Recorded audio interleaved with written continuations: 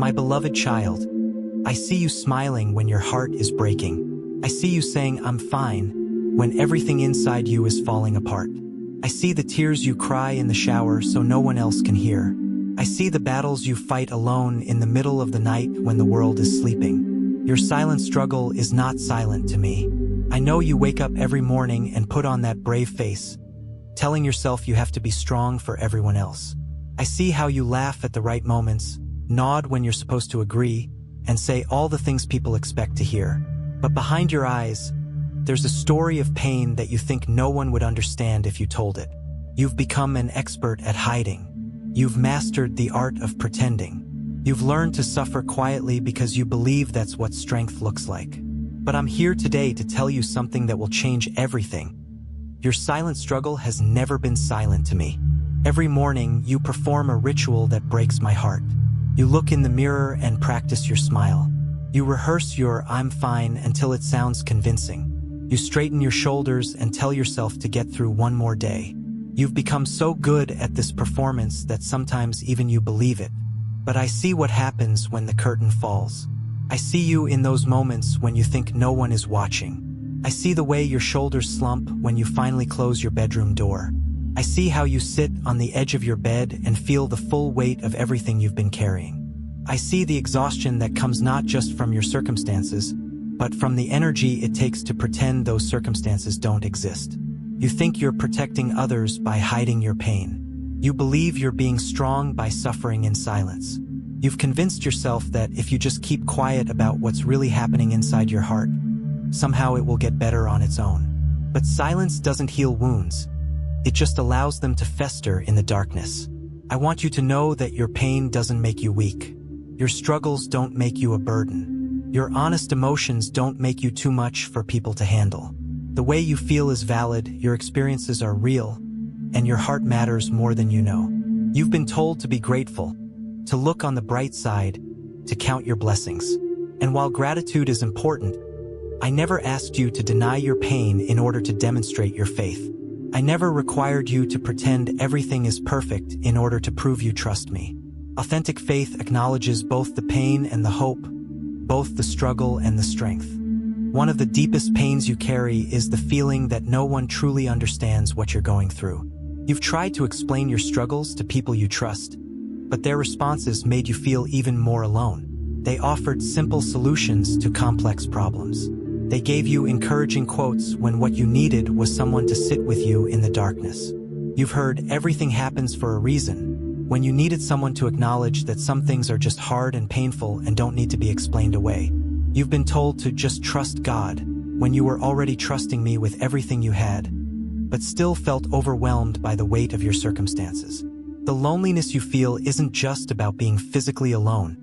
It's about feeling emotionally and spiritually isolated even when you're surrounded by people. It's about sitting in a room full of people and feeling like you're the only one who doesn't have it all figured out. It's about hearing everyone else's testimonies of breakthrough and wondering why your breakthrough seems so far away. I understand this loneliness because I experienced it myself. When I walked the earth, there were moments when even my closest friends didn't understand what I was going through. When I told them about my coming suffering, they tried to discourage me from facing it. When I needed them to stay awake and pray with me in my darkest hour, they fell asleep. The loneliness of being misunderstood is real, and I have felt it too. But here's what I want you to know. Even when no human being understands your struggle, I understand it completely. Even when you can't find the words to explain what you're feeling, I know. Even when your closest friends and family don't get it, I get it. Your struggle is not foreign to me. It's familiar, and my heart breaks with yours. Somewhere along the way, you picked up the belief that struggling means you're doing something wrong. You internalized the message that if you just had enough faith, enough prayer, enough positivity, you wouldn't be going through this. The shame of not being okay has become almost as heavy as the original pain you were carrying. You look around and see other people who seem to have it all together, and you wonder what's wrong with you. You see their social media posts celebrating victories and breakthroughs, and you feel like you're the only one still waiting for yours. You hear testimonies of healing and provision and rapid answers to prayer, and you question why your journey seems so much more difficult. Let me tell you something that will set you free from this shame. There is nothing wrong with you for struggling. There is nothing deficient about your faith because you're going through a hard time. There is nothing lacking in your relationship with me because you haven't received your breakthrough yet. Sometimes the most faithful people go through the deepest valleys, not because they've done something wrong, but because they're being prepared for something greater. The people you see who appear to have it all together, they have struggles too. They just might be at a different place in their journey, or they might be just as good at hiding their pain as you are. The testimonies you hear of quick breakthroughs, they're real and beautiful, but they're not the only way I work. Some of my greatest miracles happen slowly, through long seasons of growth and development. Your timeline is not their timeline. Your process is not their process. Your struggle is not a reflection of your worth, your faith, or your standing with me. It's simply part of your unique journey, and I am with you in every step of it. One of the reasons you keep your struggles to yourself is because you're afraid of being too much for other people. You've learned to edit your stories, to soften your pain, to make your struggles more palatable for others to hear. You ask for prayer for small things while keeping the big things locked away in your heart. You've convinced yourself that people have their own problems and don't need to hear about yours. You've decided that everyone else is too busy, too stressed, too overwhelmed to handle the reality of what you're going through. So you smile and say you're fine and ask them to pray for traveling mercies, when what you really need prayer for is the depression that makes it hard to get out of bed. This fear of being a burden has isolated you from the very people who could help carry your load. It has robbed you of the community and support that I designed to be part of your healing process. It has forced you to carry weights that were meant to be shared. But here's the truth about being a burden. You're not one. Your struggles don't make you too heavy for people to care about. Your needs don't make you too needy for love. Your pain doesn't make you too broken for friendship.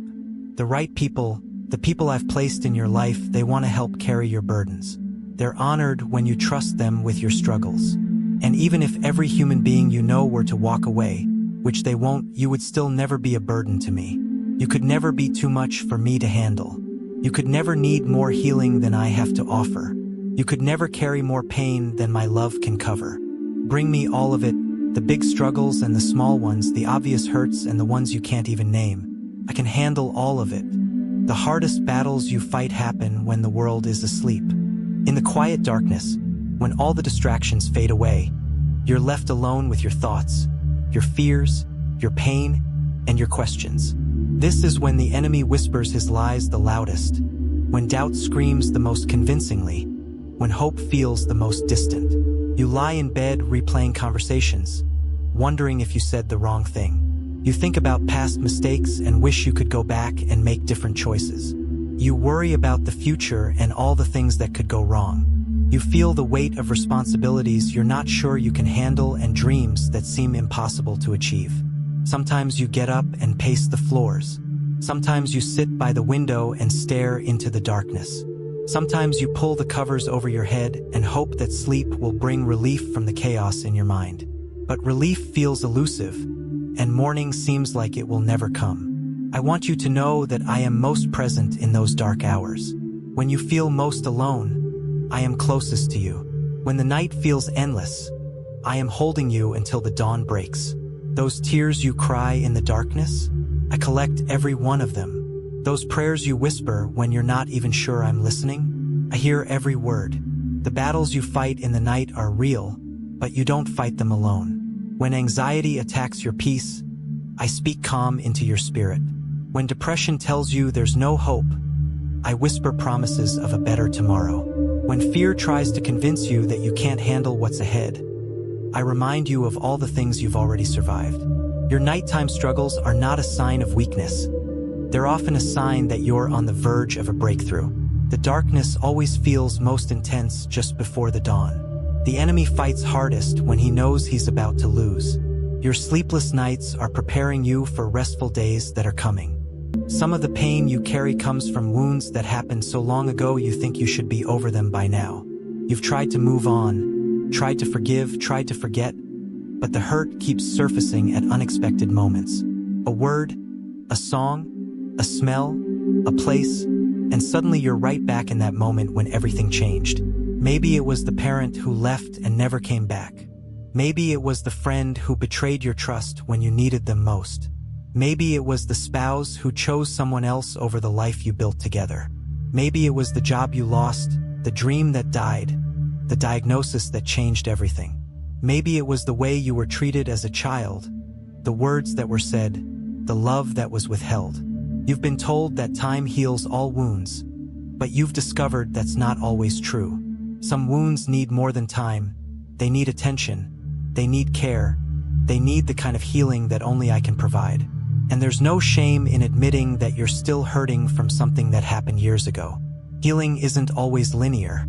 It doesn't always happen on the timeline you expect or in the way you think it should. Sometimes healing comes in layers, with setbacks and progress, with good days and difficult days. Sometimes old wounds get reopened so they can be cleaned out and healed properly. I see every wound you carry, including the ones you've never told anyone about. I know about the trauma you've minimized, the abuse you've hidden, the rejection you've internalized.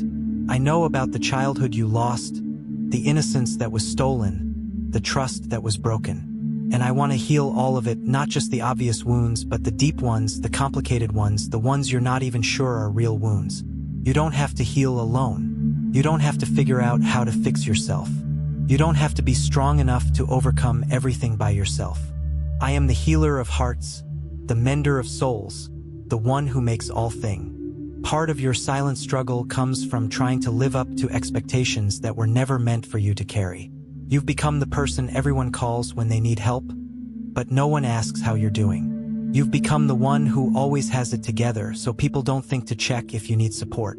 Your family expects you to be the strong one, the responsible one, the one who holds everything together.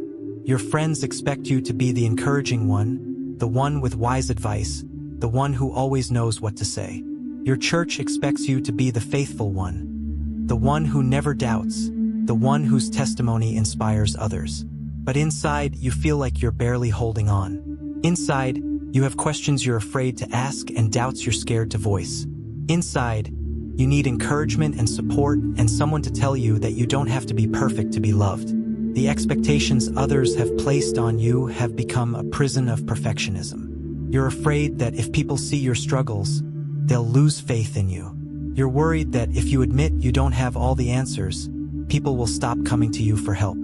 You're concerned that if you show your weaknesses, people will think less of you. But perfection was never the goal. I never asked you to be flawless. I asked you to be faithful. I never required you to have all the answers. I asked you to trust in the one who does. I never demanded that you never struggle. I promised to be with you in your struggles. The people who truly love you want to know the real you, not just the polished version you present to the world. They want to support you in your struggles, not just celebrate you in your victories. They want to walk with you through the valleys, not just meet you on the mountaintops. One of your deepest fears is that if you stop holding it all together, everything will fall apart. You've become the glue that holds your family together, the foundation that others build on, the strength that others lean on. And while this might feel honorable, it's also exhausting. You're afraid that if you admit how tired you are, people will lose confidence in you. You're worried that if you show your vulnerability, the people depending on you will lose hope. You're concerned that if you take time to heal, everything you've been holding together will crumble. But here's what I want you to know. You were never meant to be the foundation for other people's lives. You were never supposed to be anyone's savior or anyone's strength. That's my job, and when you try to do it, you not only exhaust yourself, but you also rob others of the opportunity to develop their own relationship with me. It's okay to admit you're tired. It's okay to ask for help. It's okay to step back and take care of yourself. It's okay to tell people that you're struggling and you need support. It's okay to not be the strong one all the time. When you give yourself permission to be human, you give others permission to be human too. When you show your struggles, you create space for others to share theirs. When you admit you don't have it all together, you invite authentic community where people can support each other instead of pretending everything is perfect. Your willingness to be vulnerable doesn't make you weak. It makes you brave. Your honesty about your struggles doesn't disqualify you from helping others. It makes you more qualified because you understand what it's like to need help. Deep in your heart, there's a cry for help that you've never voiced. It's not just a request for things to get better or for problems to be solved. It's a deeper cry, a cry to be seen, to be known, to be understood, to be loved exactly as you are, struggles and all. You long for someone to look past the smile you wear and see the pain you hide. You want someone to hear the words you don't say and understand the needs you don't express. You desire someone who won't try to fix you or give you advice, but will simply be with you in your pain. This cry for help isn't weakness, it's wisdom. It's the recognition that you were created for community, for connection, for relationship. It's the acknowledgement that you need more than just yourself to navigate this life successfully. But sometimes you're afraid to ask for help because you've been disappointed before. People have minimized your pain, offered shallow solutions, or made you feel like a burden for needing support. So you've learned to be self-sufficient, to handle things on your own, to keep your struggles to yourself. I hear that silent cry for help, and I want you to know that it's not too much to ask for. You deserve to have people in your life who see you, truly see you. You deserve relationships where you can be honest about your struggles without fear of judgment. You deserve love that doesn't require you to be perfect or have it all together. Start with me. Bring me that silent cry for help. Tell me about the pain you've been hiding, the struggles you've been carrying alone, the fears you've been battling in secret. I will never minimize your pain, never offer shallow solutions, never make you feel like a burden. I will sit with you in your struggles and love you through them. Healing from your silent struggles won't happen overnight, and that's okay. It's a journey, not a destination. It's a process, not a quick fix. And I will be with you every step of the way. The first step is acknowledging that you're struggling. Stop pretending you're fine when you're not. Stop minimizing your pain to make others comfortable. Stop hiding your needs because you're afraid of being a burden. Your struggles are valid, your pain is real, and you deserve support and care. The second step is reaching out for help. This might mean talking to a trusted friend, joining a support group, seeking professional counseling, or simply being more honest with the people who love you. You don't have to detail every struggle to everyone, but you do need to stop carrying everything alone. The third step is being patient with yourself. Healing takes time, and it's not always linear. There will be good days and bad days, progress and setbacks, moments of breakthrough and moments of frustration. That's all normal and part of the process. The fourth step is practicing self-compassion. Treat yourself with the same kindness you would show a dear friend who was struggling. Stop being so hard on yourself for not being perfect. Stop criticizing yourself for having needs and struggles and emotions. The fifth step is learning to receive. When people offer help, accept it. When friends want to support you, let them. When I offer you peace and comfort and healing, receive it with open hands and an open heart. Remember, asking for help isn't giving up. It's growing up.